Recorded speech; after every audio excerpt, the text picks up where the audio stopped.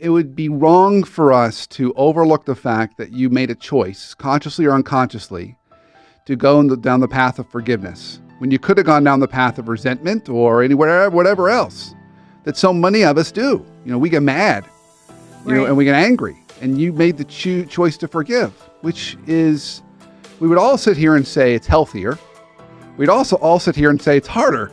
It's a lot harder. So I don't know if there was something that you can point to that really inspired that choice for you, or if it was just who you are. Well, as I mentioned, forgiveness has always been it's always been a part of my values and framework. And it had to be to kind of, for me to be able to really survive in the work environment. I work in a very high stakes, very demanding, aggressive type of career. So I had to come up with different tools and techniques internally in order to manage that.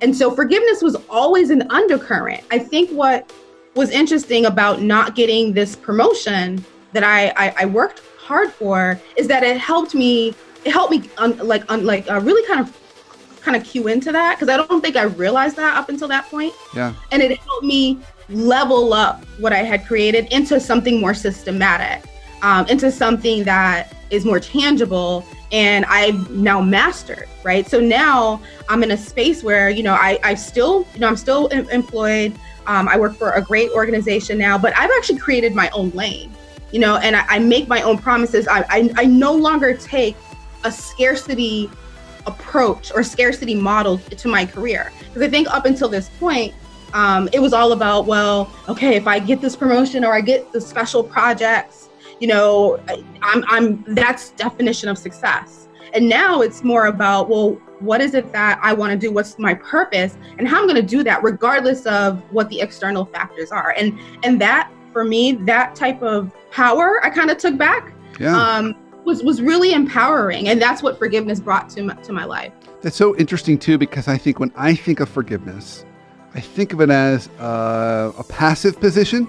Not to say that it's bad, but it's a passive, peaceful position. And what you're bringing to this conversation is, while it might be, there's also a lot of power in it, which I think is such an important thing. And then you talk about how it then has, it can be systematic, and it can allow you to level up and really help you kind of achieve more things, more impact. Right. And I'm glad you pointed that out, Brandon, because I think it's important not to mistake forgiveness for weakness, which I think a lot of people, when we think about forgiveness in the workplace, those two kind of words together are usually not on the same, they usually don't coexist in the same space, right? I think people think of forgiveness when they leave work, when they think about their friends and family, or even in a spiritual, religious realm.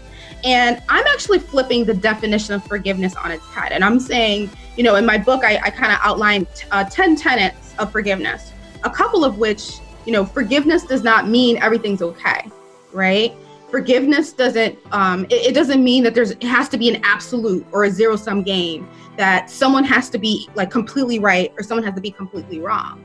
In my view, I use forgiveness as a form of accountability for myself and a form of self-care, in which I look at it as, regardless of the 90% that's happened to me in my life, let me maximize the hell out of that 10% that I have control over.